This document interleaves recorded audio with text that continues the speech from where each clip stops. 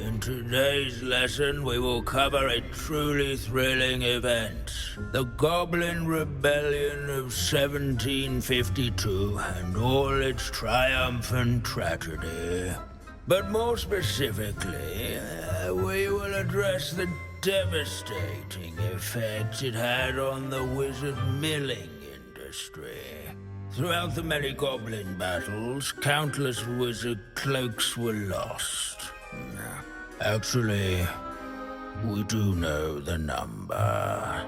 632. But history occurs outside the classroom. And look, it's time for my constitutional. One can practically osmose the history flowing through Hogwarts. I think the professor wants us to follow him. And now for a stroll to the bell tower entrance hall.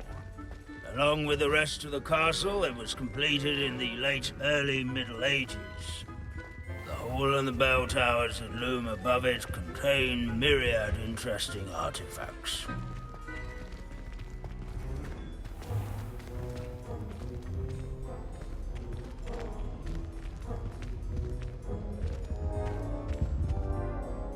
Good to see you again. Recovered from that nasty bout of dragon pox, have we? That wasn't me, Professor. I'm new here. Are you? Well then, welcome.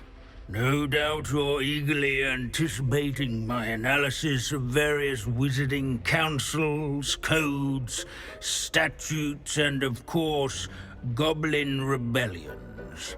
Not all goblins are rebellious. Some venture into wizarding politics, such as Eargit the Ugly. Some are talented artisans, such as Bragbor the Boastful.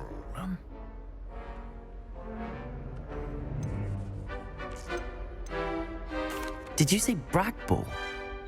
I think I know that name. Well known for his metalwork.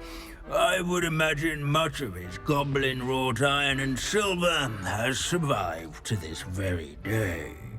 Oh, of course. Odgok said he was an ancestor of Ranrock. Where were we? Oh yes. Back to our class topic for today. Grimbold Weft. Another notable historical figure. He's right nearby. Curious students can find him on display here in the bell tower entrance hall. All students introduce themselves to this hero of Hogwarts. Can you tell me where I might find Grimbold Weft? Oh yes, Grimbold Weft. Quick with a needle and thread, that one. He's a fascinating artifact of the Goblin Rebellion of 1752. At any rate, he can be found nearby, perched in his case.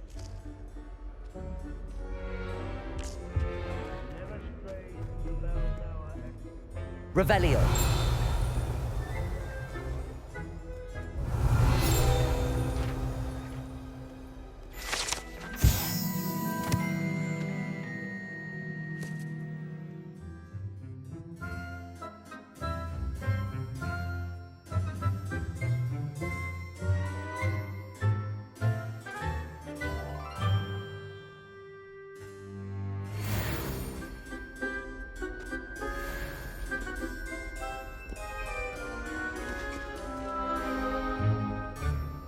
Aloha Mora.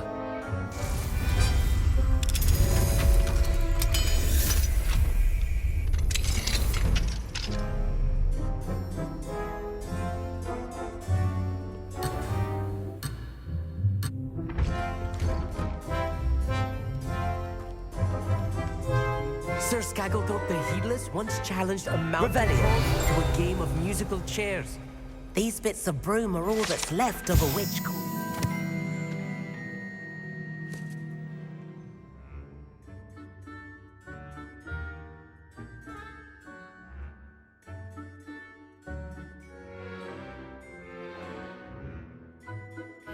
Dorothy.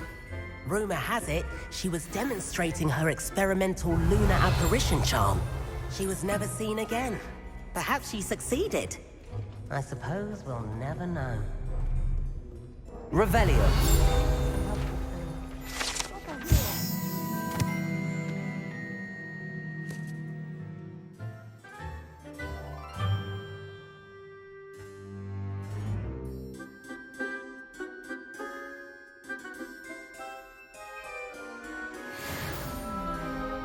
Oh, yes. I see you found Grimbold Weft.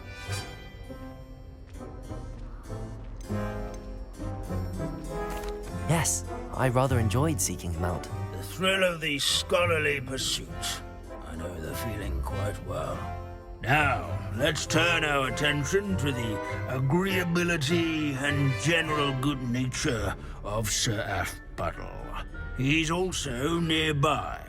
See what you can learn from him for your next assignment. Standing in eternal but symbolic watch over the bell tower is a retinue of loyal knights, or rather, statues of knights, I should clarify. Keen-eyed students will spot the statue of Sir Athpuddle of the cheerful countenance nestled among the ranks. His fame was not won by vanquishing foes in single combat, nor by slaying bloodthirsty dragons, but rather in training yards and sculleries, where his warm and approachable demeanor was celebrated by old friends and newcomers alike.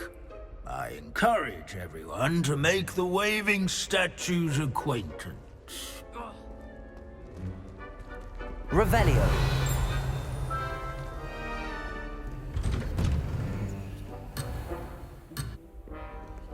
There's nothing quite so magical as history. Dusty, immutable history.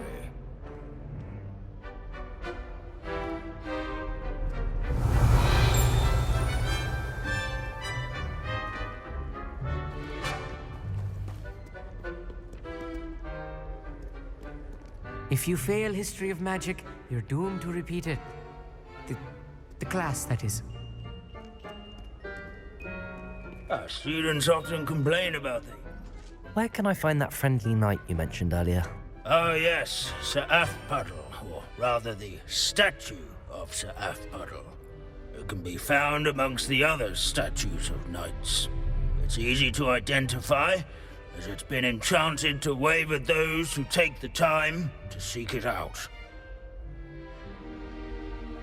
In all the centuries that Hogwarts has existed, not once has it collapsed. Sir Athpuddle. This is a centuries-old likeness of Pangadon. Fearless mouse hunter and devoted study companion. Revelio. Always love their pets. I find that comforting. Revelio.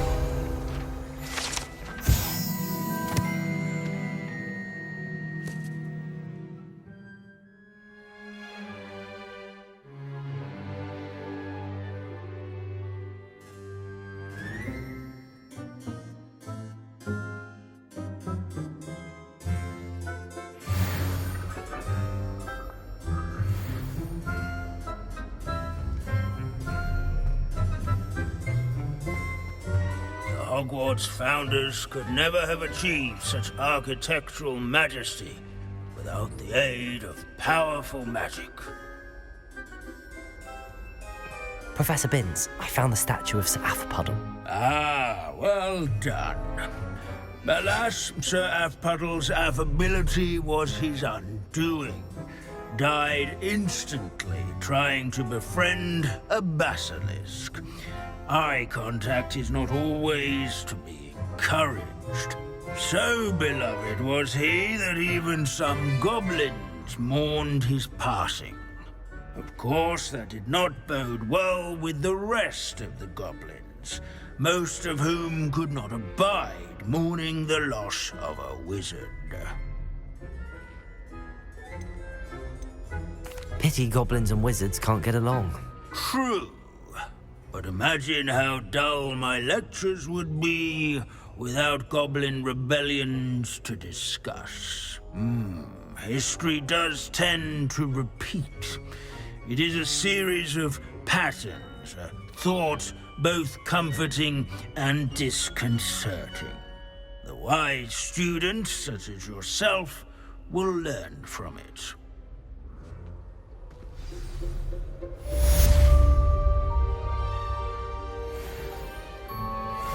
History is written by those who do their schoolwork, so they say. Or at least, I like